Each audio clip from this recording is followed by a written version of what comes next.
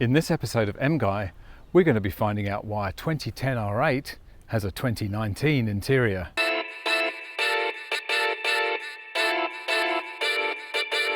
So if you're new to the channel, thanks for stopping by. I've got quite an extensive catalogue of videos that you can check out detailing a Maserati Gran Turismo, this Audi R8 and an absolutely crazy V12 Mercedes CL65. It'd be great to have you as a subscriber. So those of you who have been following my channel for a while will know that back in November 2018, a catastrophic flood in our garage actually put this very close to being totaled out. The insurance company were umming and ahhing as to whether it should be actually totaled out or repaired. In the end, they decided to do a repair, and I'm pretty happy with it. But I thought I'd take you around the car today and show you all of the things that were replaced, and show you how basically a 2010 car has got a 2019 interior. So when the water came into the garage, it actually flooded above the level of the sill here, which meant that the water actually filled the footwell here to about a depth of about 15, maybe 20 centimeters up on the carpet here.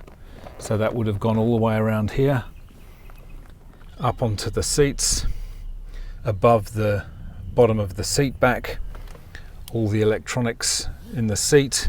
Behind here is where a lot of the electronics and ECUs are located. They were all flooded out.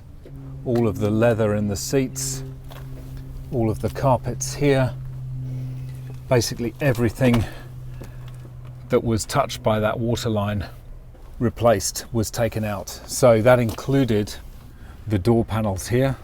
So these are the extended Napa leather, which are a very expensive option on this car. This in the normal car is just a textured plastic finish. This is something that had to be replaced at huge expense. I think these door cards were about 7,000 Australian dollars each.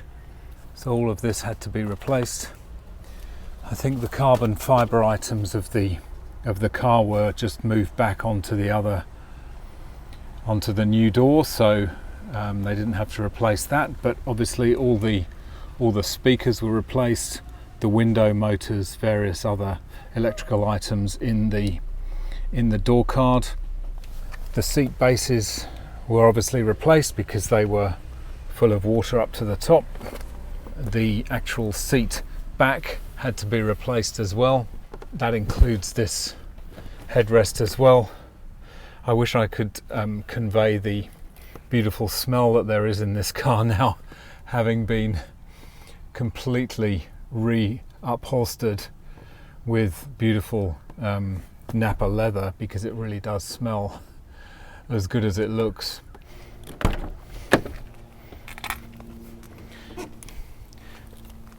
Again, you can see the beautiful color of this leather. It's absolutely brand new. This is just the natural texture of the leather you see there. That isn't wear at all. These are all brand new. This is all brand new. The carpets have all been replaced. In fact, the previous floor mats were black, which made a bit more sense really. But they've replaced them with what was probably the original colour for this car, which is the cream. The passenger side door card as well has been replaced. I'll just open up the front trunk. One of the things that you don't realise, of course, is that, or I didn't realise, is that the water that came in was obviously very dirty. So even though this area of the car at the front is designed to have water ingress, obviously if you're driving in the rain, all of this will get wet through here. There's a seal around the trunk area, but all of this area underneath here and through here is designed to be water resistant. But however, when it floods with rainwater, that is actually filthy because it carries a huge amount of silt and dirt.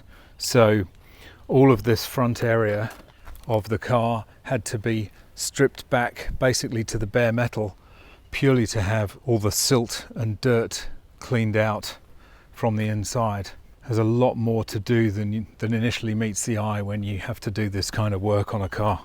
Again, in the rear of the car, a lot of the mechanics in the wheel wells and through this area are designed to be obviously exposed to the elements and the water, so that was not damaged by the flood.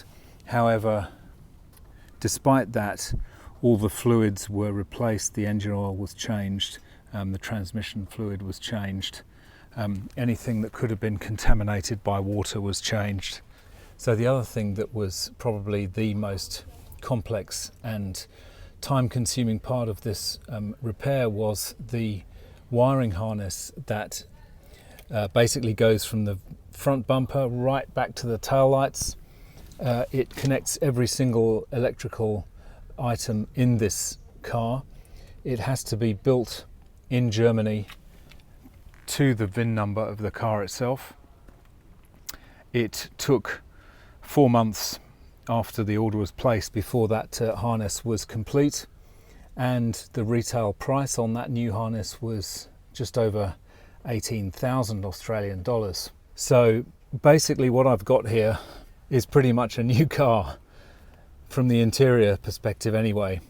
It's quite extraordinary to have a 2010 model R8 but with an absolutely brand new interior.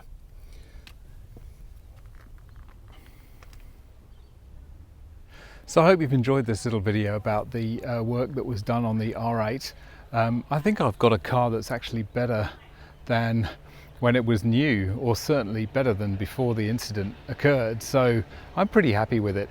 Let me know in the comments down below what you think. Do you think this is a good deal? Do you think I've come out of this well, or do you think it's now a liability? I'm not sure.